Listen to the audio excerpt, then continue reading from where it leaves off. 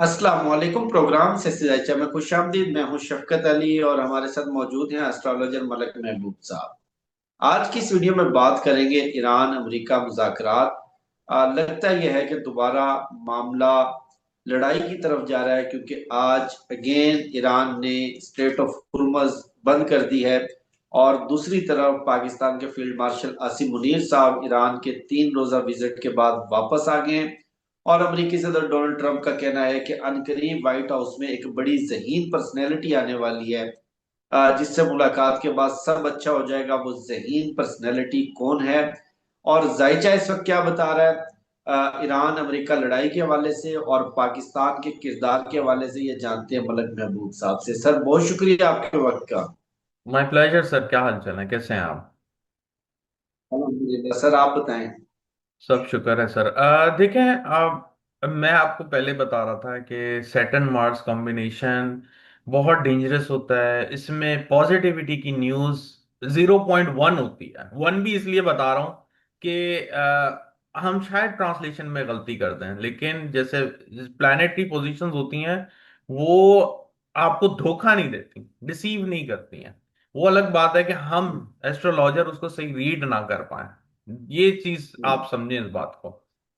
अब जो सिचुएशन है वो ज्यादा से ज्यादा डेली बेसिस पे कॉम्प्लिकेटेड नजर आ रही है। अगर इस दौरान में कोई भी मुहायदा या किसी तरह का एक पॉज आता है, वो टेम्परेरी होगा।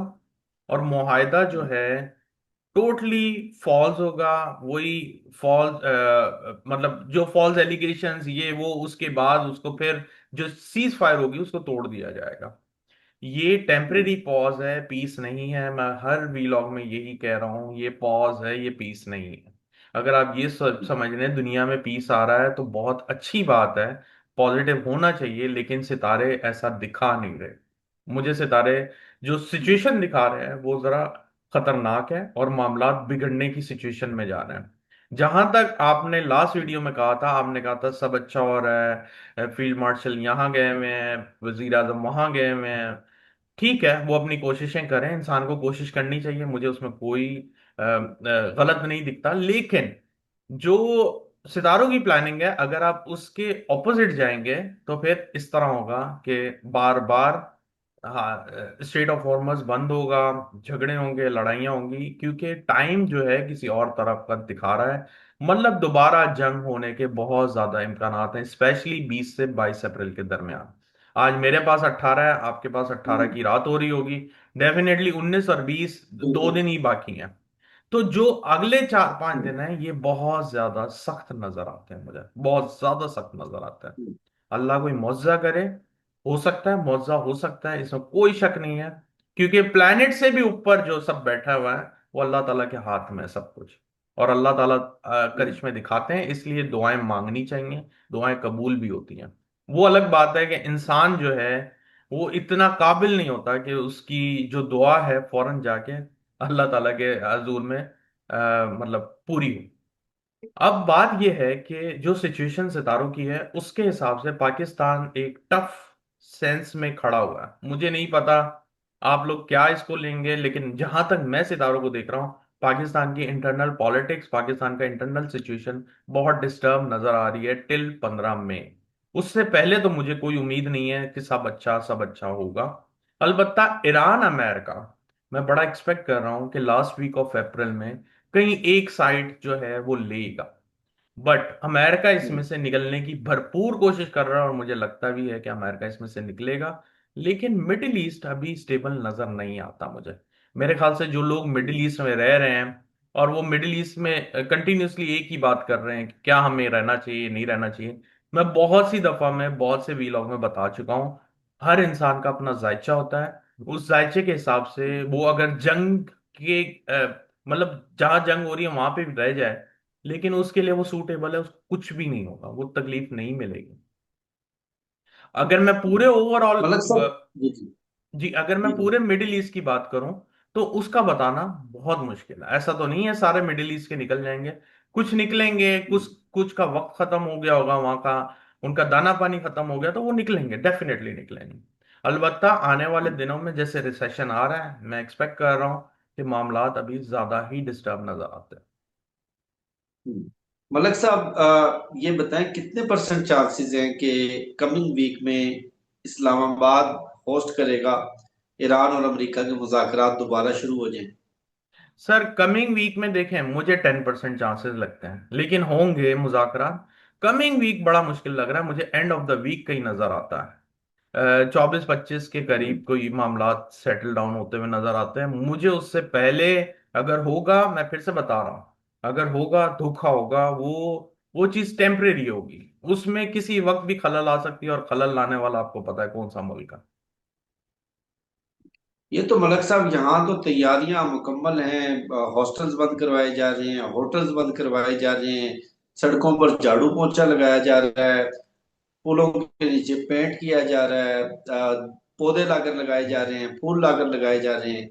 और बताया जा रहा है कि बस अमेरिकी सदर किसी भी वक्त इस्लामाबाद लैंड करने वाले हैं। सर वो लैंड जरूर करेंगे, लेकिन बात यह है कि इस टाइम पे लैंड करने का कोई फायदा नहीं है। आप बात को समझ नहीं पा रहे। वो उनका आना हो जाए, यहाँ जाना हो जाए, बात यह है कि दुनिया में अमन आएगा या नहीं। वो लैंड करें या टेक ऑफ हम्म। करें, हमें उससे कोई गर्ज नहीं है। गर्ज ये है कि दुनिया में हम्म। सुकून आएगा, पेट्रोल के प्राइसेस नॉर्मल होंगे, इन्फ्लेशन कम होगा। दुनिया जो है एक पीस की तरफ जा रही है, मैं कह रहा हूं नहीं जा रहे। बस वो जो मर्जी करें सर, आप वो लैंड भी कर जाएं। लैंड तो वो जेटी वेंस भी हुए थे 1-1.5 हफ्ता पहले। क्या हुआ? हम्म। कुछ भी नहीं हुआ। हम्म। और अब हम्म। अगर ये आएंगे तो मुआहदा हो जाएगा, लेकिन वही बात है, अमेरिका अपनी जबान बोल रहा है, ईरान अपनी जबान बोल रहा है। अगर आप ये समझ रहे हैं कि ईरान अब दब जाएगा, ऐसा होगा ही नहीं। मैंने आपको जायचा, हम्म। पता नहीं मैंने आपके साथ शेयर किया था या नहीं किया था वीलॉग के दरमियान, लेकिन ईरान के जायचे में कैंसर असेंडेंट है, और जुपिटर एग्जॉल्टेड बैठा हुआ है बाय बर्थ। तो जुपिटर, ये कहा जाता है, ये माना जाता है कि जुपिटर जिसका एग्जॉल्टेड बैठा हुआ हो फर्स्ट हाउस में, उसके जायचे में जो भी नेगेटिविटी हो वो खत्म हो जाती है। तो आप कहां से एक्सपेक्ट कर सकते हैं कि जुपिटर मतलब ईरान दब जाएगा? ईरान नहीं दबेगा। बल्कि मैं आपको यही बता रहा हूं कि जून ऑनवर्ड ईरान का बेहतरीन टाइम शुरू होना शुरू हो जाएगा। बेहतरीन टाइम का मतलब हम्म। बेहतरीन, क्योंकि जुपिटर नेटल जुपिटर के ऊपर वापस आएगा 12 साल के बाद। तो आप अगर ये समझ रहे हैं कि ईरान दबेगा, ऐसा बिल्कुल नहीं है। इसलिए जंग के पहले दिन भी, बल्कि उससे पहले ही मैं आपको बता रहा था कि जो फतह होगी वो ईरान की होगी, अमेरिका की नहीं होगी। और आप हम्म। देख लें, आखिर में वही हुआ है। अमेरिका आया है, मुज़ाकरात करना चाह रहा है, लेकिन ईरान नहीं मान रहा जब तक कि उसके टर्म्स पूरे नहीं होंगे। हम्म। मलक साहब, ये बताएं कि लड़ाई का सेकंड राउंड कब तक मुतवक्के है, और सेकंड राउंड में किसका पलड़ा भारी रहेगा, लड़ाई की नौयत क्या होगी, और गल्फ के कौन कौन से कंट्रीज इससे मुतासिर हो सकती हैं। गल्फ पूरा ही मुतासर होगा, पहली बात ये याद रखिएगा। अल्लाह करे ये दूसरा राउंड ना शुरू हो, मैं आपको यही बता रहा हूं। आज से लेके 22 तारीख, स्पेशली 20 से 22 अप्रैल बहुत ज्यादा क्रिटिकल है, बहुत ज्यादा क्रिटिकल है। और खुदा ना खास्ता दुनिया में कोई मेजर इंसिडेंट होता हुआ दिखाई दिया जा सकता है। मैं जरूरी नहीं कह रहा हूं ईरान अमेरिका का हो, लेकिन ईरान अमेरिका एक्चुअली इस वक्त centre of centre of the world में एक पोजीशन बना के बैठे हुए हैं कि जो कुछ हो रहा है ईरान में हो रहा है, जो कुछ हो रहा है ईरान में हो रहा है। लेकिन दुनिया में भी बहुत कुछ हो रहा है। आप इंडिया में देखें, बहुत कुछ हो रहा होगा, हमें नहीं पता। दूसरे ममालिक में बहुत कुछ हो रहा होगा, मैं नहीं पता, लेकिन कुछ बड़ा हो सकता है जिसके बहुत ज्यादा इम्कान आता है। और ये बात मैं आज नहीं बोल रहा हूं, मैंने आपको 2 दिन पहले भी बोली है, उससे पहले भी बोली है कि मामलात मुझे अभी अच्छे होने के नहीं नजर आते। वो अलग बात है, धोखे की नजर से ये मामलात तय पा जाए, वो भी जबरदस्ती, लेकिन वो सही नहीं होंगे। राज खुल जाएगा, राज फाश हो जाएगा, सब सामने आ जाएगा।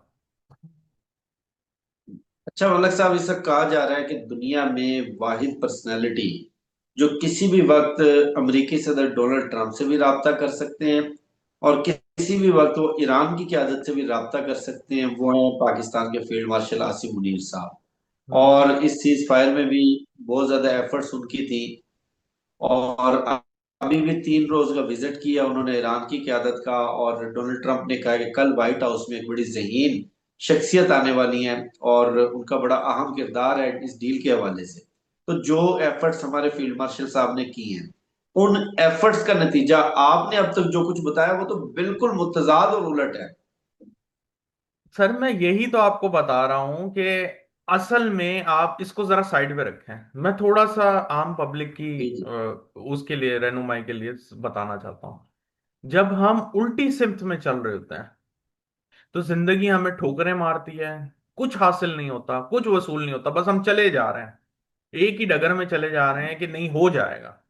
लेकिन जब हम सितारों की सिमत में चलते हैं या जो सितारे हमें करवाना चाह रहे हैं, अगर हम उस साइड पे उसके हिसाब से चलते हैं तो वो चीज आसान हो जाती है, हमारी जिंदगी आसान हो जाती है। बस इतना सा फर्क है। बिल्कुल। अब जो जो आसिम मुनीर साहब कर रहे हैं वहां पे, वो सितारों की उल्टी सिमत में कर रहे हैं। बेशक वो अच्छे के लिए कर रहे हैं, या उनका क्या मोटिव है मेरा उससे कोई गर्ज नहीं है। बज़ाहिर तो नजर आ रहा है वो पीस के लिए कर रहे हैं, लेकिन सितारे पीस दिखा नहीं रहे ना, तो उनकी मेहनत तो जाया होगी, इसमें तो कोई शक ही नहीं है। तो मेहनत उस साइड पे करनी चाहिए। जैसे एग्जांपल बड़ा आसान सा आपको समझाने के लिए बता रहा हूँ, गूगल मैप आपको बता रहा है कि ये रूट लें आप जल्दी पहुंच जाएंगे, आप उसके बरक्स उल्टा चल पड़े, तो कैसे आप पहुंचेंगे मुझे बताएं। आप तो बस चले ही जा रहे हैं, वो रूट और दूर होता जा रहा है। बेशक अगर ट्रैफिक भी होती है तो वो रूट आपको शॉर्टकट में बता देता है, लेकिन आपका रूट ही डिफरेंट है तो क्या कर सकता है। तो अभी यही हो रहा है, उनकी मेहनत जाया जा रही है। मलक साहब, हमारा तो इस वक्त दिफाई मुआहिदा है सऊदीया के साथ, और पाकिस्तान के फाइटर जेट्स भी सऊदीया में डिप्लॉय हो चुके हैं। इसका मतलब गल्फ में लड़ाई होगी, सऊदीया तक लड़ाई जाएगी, तो मजबूरन हमें तो शामिल होना पड़ेगा।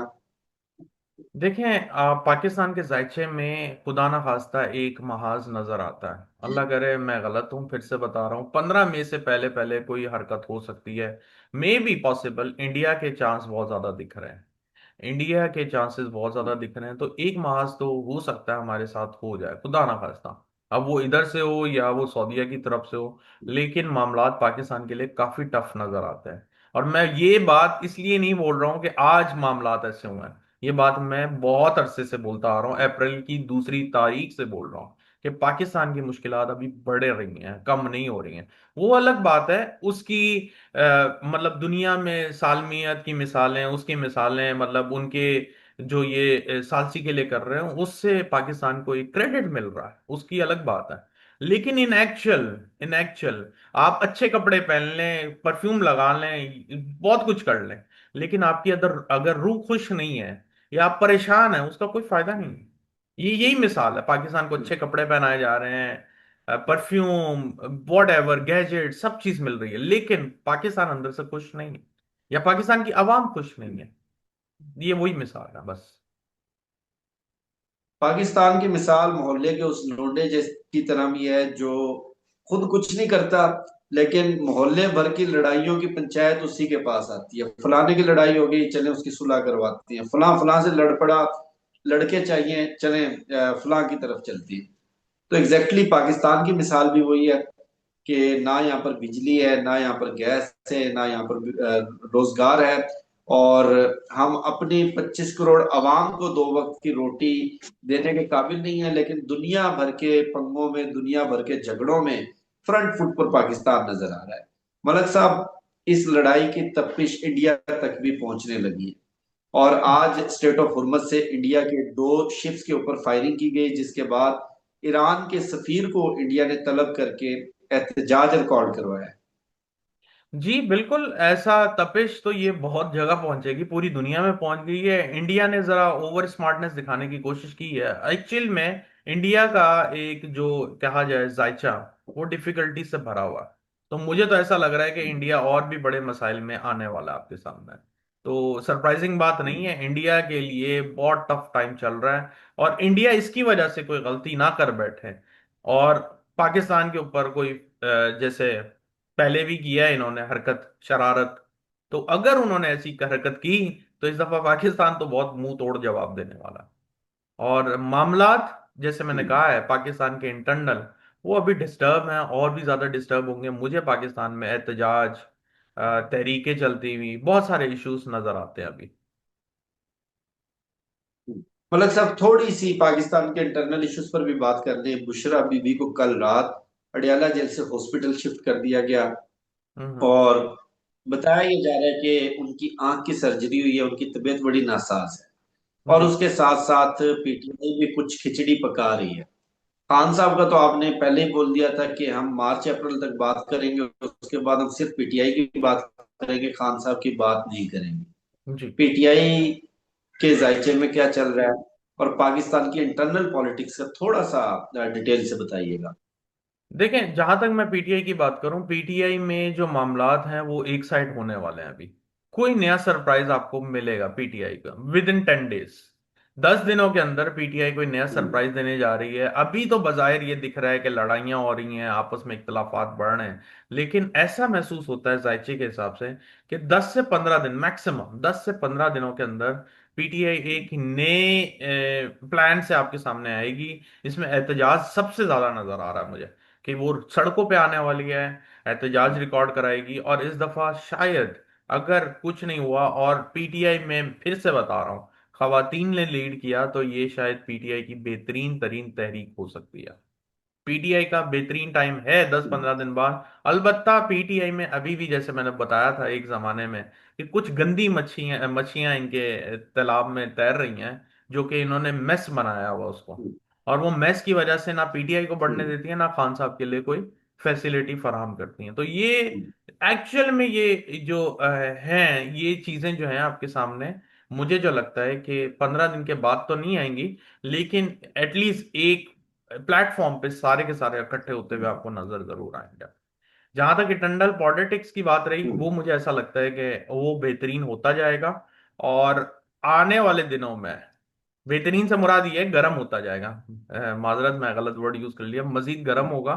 लोग सड़कों पे मुझे बहुत नजर आ रहे हैं, किसी भी वजह से सड़कों पे बहुत ज्यादा लोग मुझे नजर आते हैं ऐसा। हम्म। बहुत शुक्रिया मलक महबूब साहब आपके कीमती वक्त का। मुझे शफकत अली को, मलक महबूब साहब को दीजिए इजाजत। वीडियो के हवाले से फीडबैक जरूर दीजिएगा। अपना बहुत ख्याल रखिएगा। इंशाल्लाह आपसे होगी फिर नेक्स्ट वीडियो में मुलाकात। अल्लाह हाफिज।